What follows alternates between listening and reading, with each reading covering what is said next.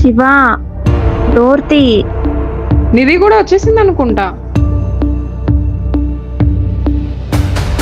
ఈ చెప్పులు ఎవరివి? రే శివ, డోర్ తీరా. పర్లేదు 2 minutes ఆగు తీద్దాం. డోర్ తీస్తున్నావా లేదా? వద్దు శివ, మన ఇద్దరి మధ్య ఏమో ఉందనుకుంటది. ఇంకా చాలు శివ, మళ్ళీ ఫీల్ అవుతుంది. సరే వెళ్ళి తీ.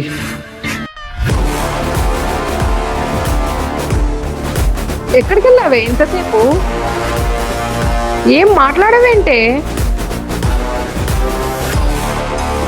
ఏమైంది దీనికి?